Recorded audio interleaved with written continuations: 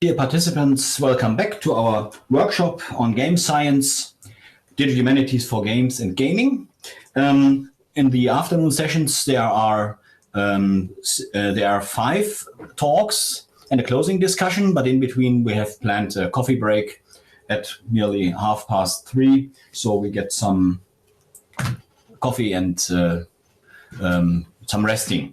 But next will speak Laura Schmidt.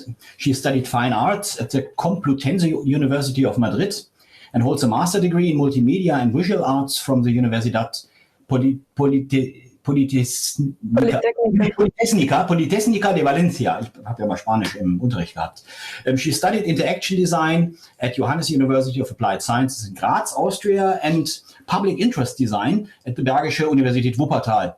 Since 2021, she is a research assistant at the Department Wissen Collections, Archives and Research at the ZKM in Karlsruhe.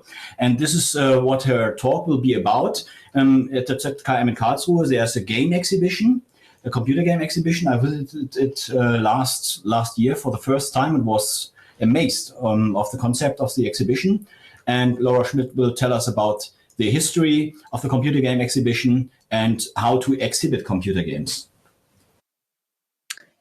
Thank you very much also for the invitation. Can everyone hear me well?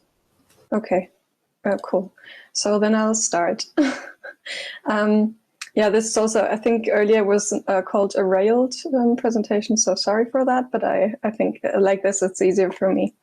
So my name is Laura Schmidt. As Stefan has just said, I'm a research assistant at the Department Wissen, Collection, Archives and Research at the ZKM in Karlsruhe, and I'm concerned with the Center's computer game exhibition, ZKM Gameplay, the next level. This is a short outlook. I will start with this talk by briefly introducing the ZKM, subsequently giving a quick overview over the historical development of the computer game exhibition, leading to the current version I'm in charge of now. And then I will shortly outline the ZKM's general conservation strategy dealing with media art. And finally, I will give some examples from historical games in the gameplay exhibition. The ZKM was founded in 1989 with the mission of continuing the classical arts into the digital age. With its art collection, publications, archives, and artistic, scholarly, and scientific research on the electronic arts, the ZKM stands for a program of interdisciplinary projects and international collaborations. It is in its exhibitions, symposia, concerts, and workshops, the ZKM communicates the theoretical discourses of philosophy, science, technology, politics, and economics from a contemporary artistic perspective. In 1997, with the opening of the ZKM Media Museum, the exhibition World of Games, conceived by Friedemann Schindler and Frank den Austen, opened its doors and became a part of the museum's permanent display. Two perspectives shaped the concepts of the exhibition. The slides seem a bit corrupted.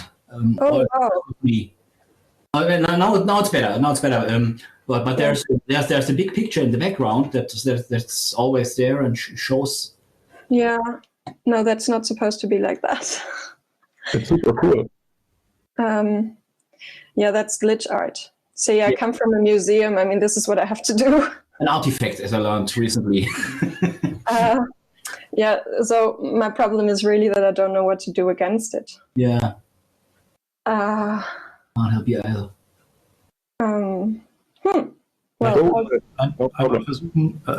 Please try to do it full screen and. Yes. You're sharing your screen. Yes. Okay.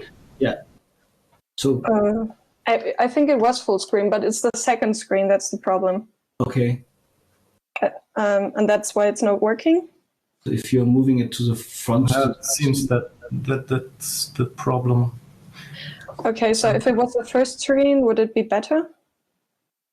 Maybe. You also could only share not the whole screen, but the tab. Yes. Yes. Or the program itself.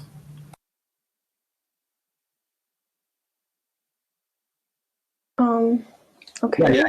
This is good. Yes. Awesome. Thank you. Okay. I hope it works now. Just check. Oh yeah, cool. Yeah, okay. it looks fantastic now. Okay, sorry for the intermission then. Okay, so as I said, back to the world of games, two perspectives shaped the concept of the exhibition, an art theoretical one as well as a sociological one, opening the discussion of the cultural relevance of computer games and video games. Visitors were to have the opportunity to get to know computer games as well as to gain a generalizable experience with the interactivity of digital media. Next, in 2004, the updated version, The World of Games Reloaded, opened, including further example of contemporary computer games.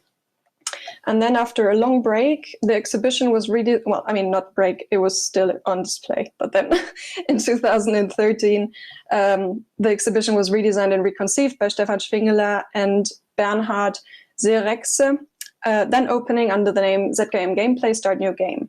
Apart from art games and game art that had already been on display in the further editions, the focus was now also put on independent games and serious games, approaches which have distinguished themselves, for example, by particularly innovative game ideas, an interesting experimental claim, a powerful cultural effect, or a unique consciousness of its own means and forms of expression. Due to which is not seen here necessarily, but due to the young age of the visitors, the exhibitions have since then not included +18 content. In the context of the Globale, which was celebrated at the ZKM in 2015 and 2016, the ZKM Gameplay turned into the Global Games exhibition, curated by Stefan Schwingeler again. It examined computer games as a political medium that applies their own specific means to topics of social and global political relevance. It included, amongst others, impact games, news games, serious games, and examples of citizen science, focusing mostly on the challenges and issues of the globalized and digitalized world. Out of the former exhibition, the Turing exhibition Games and Politics was developed by the Goethe Institute and ZKM that has been traveling around the world, showing a variety of computer games as a political or socially relevant medium. In 2016, after the Globale was over, the ZKM Gameplay was opened again until finally, in 2018, it received its last new coat of paint so far, resulting in the current edition ZKM Gameplay, The Next Level, created by Jérôme Guyenne and Margit Rosen. On display are around 80 exhibits, ranging from 1972 to the present day. The over 50 playable games in the exhibition, as in the former editions, mainly come from the indie and art game sector, because of not necessarily being primarily oriented to commercial success, in contrast to large-scale productions. The exhibition is now divided into 5 main sections, though the games in many occasions could probably be sorted into various of them. The first is the level 1 retro, which comprises the beginnings of computer game culture. On classical consoles and arcade cabinets from the 1970s to the 1990s, visitors can experience the origins of games. Secondly, the level 2 modern narratives include games that tell stories in a special way. Visitors can immerse themselves in different narrative forms and strategies of games. The third level, creative and aesthetic games, encompasses games that experiment with new interfaces, aesthetics, and alternative approaches to enable new game ideas and experiences. The fourth level, political games, showcases games that address political issues, as already seen in former editions of the exhibition. And last but not least, the fifth level, In the Spotlight, was conceived to be a changing area and highlighting relevant discourses in and around games. Currently, the level is hosting the temporary exhibition Eco Games, curated by Dominik Rinhofer and co-curated by myself. It is important to mention that with the exception of the retro game area and the currently Eco Games section, the works mainly originate from the recent history of the medium. So we don't have historical works in all of them. With all preceding editions of the exhibition, while all the preceding editions of the exhibition had already made an effort of making games playable for the visitors. This is very important for us. In the current exhibition, much attention has been paid to the visitors' gaming experience, offering more comfort and a place for longer playing sessions and discussions. Even though the exhibition is settled within the collections department, though, not all of the games displayed in it belong to the collection. In fact, apart from a collection of historical consoles and games, of which a very small part is on display actually, only a few and rather installative or artistic works really belong to the ZKM. First, I will now outline the ZKM's conservation strategy before ultimately getting back to games, though much of the following content could also apply for computer and video games. There.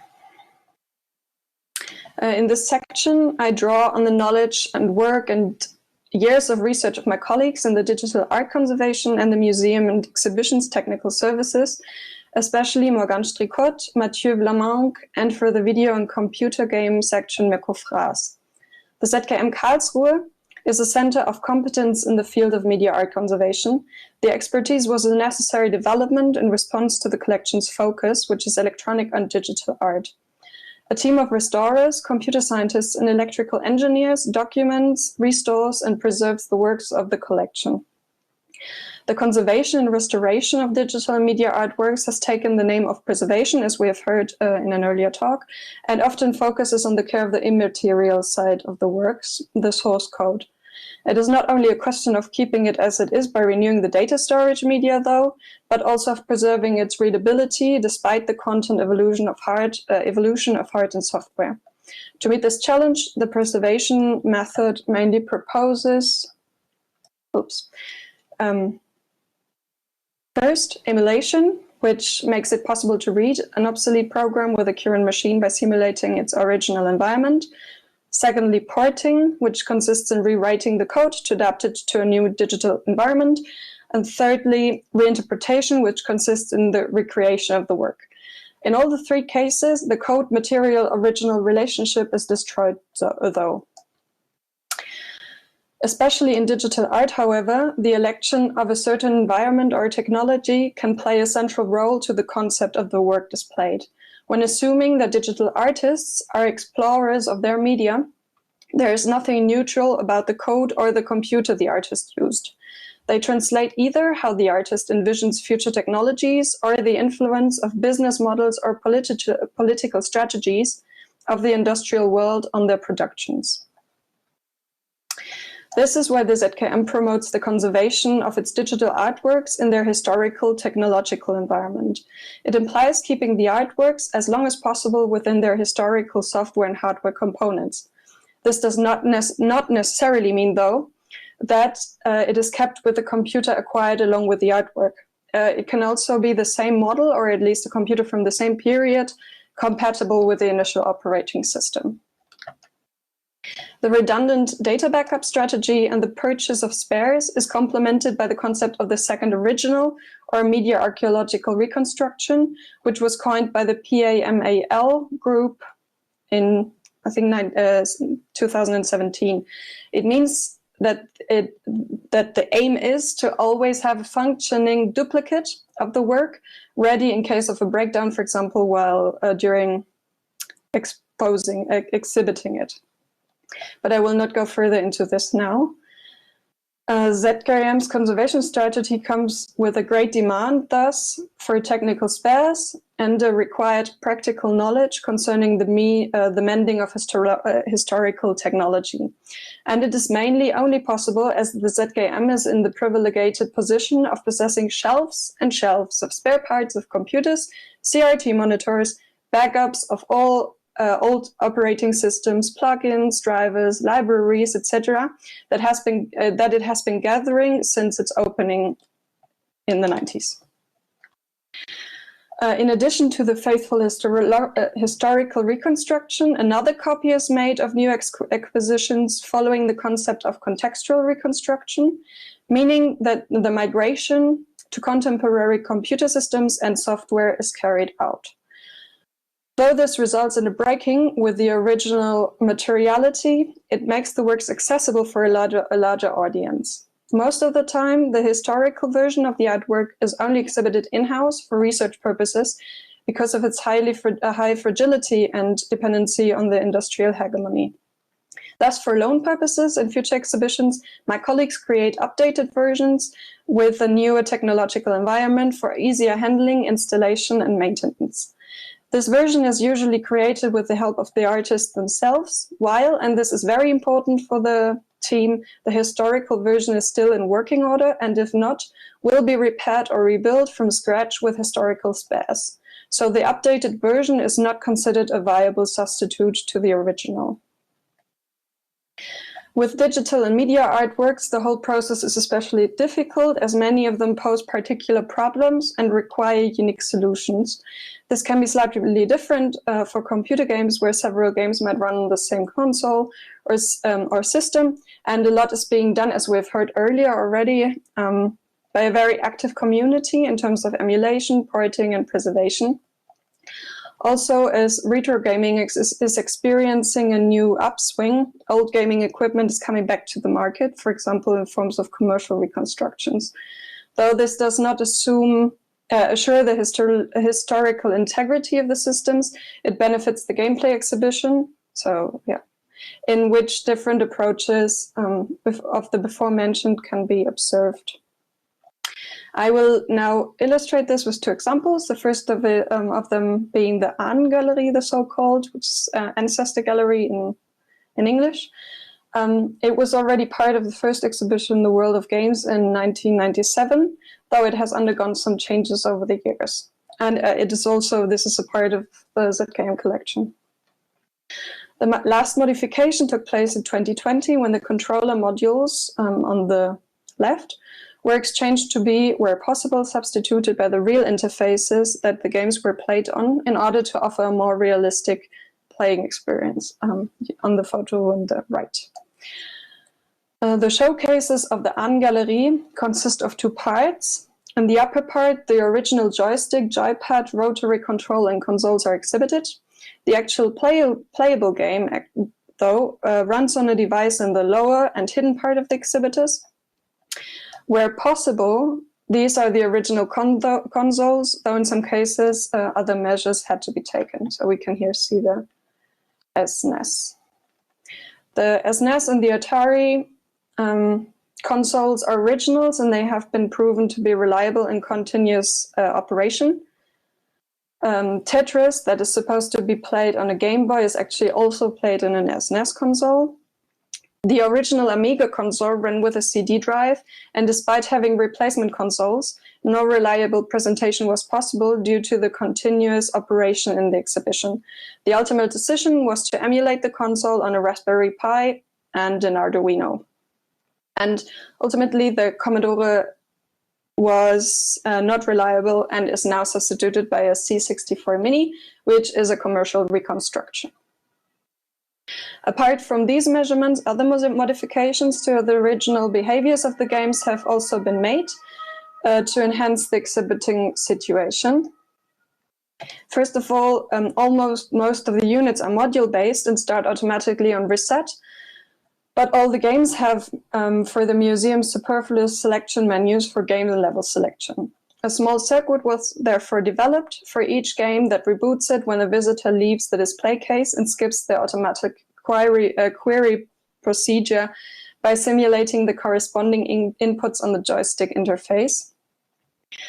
This is something we have not yet achieved to do on the more contemporary consoles, which has the downside that normally visitors walk into an already ongoing gaming session, which sometimes I think causes distraction or confusion. Also, the controllers, the Nintendo controllers, have been modified physically, which is also true for the rest of the exhibition, at least for the PS4 and Xbox controllers. They have been physically modified. As you can see, for example, the home button doesn't exist. Well, it has been replaced. And also the share button, for example, is glued, so it cannot be used. This is first of all important concerning the consoles with a possible internet connection to prevent visitors from downloading and playing free-to-play content, which has happened. It is also a more user-friendly approach to, as unexperienced visitors might not be able to start the game again once it's closed. Also, maybe important to mention is that computer games played with mouse and keyboard are more complicated to display, as it is more difficult to cut the possibilities of an unintended use. This, in the exhibition, results in a preferential use of consoles. The second and last example is the arcade machine Polyplay. As well as the other arcade machines in the exhibition, it is a loan from the Association of Retro Games e.V. in Karlsruhe, dedicated to the preservation and maintenance of the video game culture. We'll now have a short advertising break because they are currently moving into another space, but I have not been yet able to visit the collection, but I imagine it to be a total must because they are housing over 70 original arcades and several pinball machines, newly restored and all playable. So I've only heard good things about it. Getting back on track. In the Polyplay machine, the CRT monitor broke, and the technical team decided to replace it with a flat screen, as the difference was considered not too much noticed due to the way the arcade machine is built. There is a glass screen above the monitor, so it's not exposed directly. So thanks to the expertise of the Retro Games e.V., the monitor could be repaired, ready to be put back at any given time. But due to the heavy exposure of continuous operation, the decision was not to risk major damages and to protect the original monitor instead of being historically accurate. So this is an example of a now, so to say, hybrid system running in the exhibition. And now as a wrap-up, not as a conclusion maybe, but game software can be emulated, but increasingly rare technology and special expertise and being able to repair it are major challenges of exhibiting historical games, and not only exhibiting it, but also archiving and collecting it, as we have heard earlier. In the exhibition context, the devices are furthermore under a heavy exposure of continuous operation, which is an additional handicap for exhibiting historical technology. So hybrid solutions of old and new technologies can try to breach these problems with games, though they are not a substitute for the original system. We are trying to be as faithful as possible when exhibiting games, though sometimes it really is more of a magic trick. I hope this offers a rough overview of part of the ZKM's work and of the perks of exhibiting games, historical games. So thank you very much for your attention.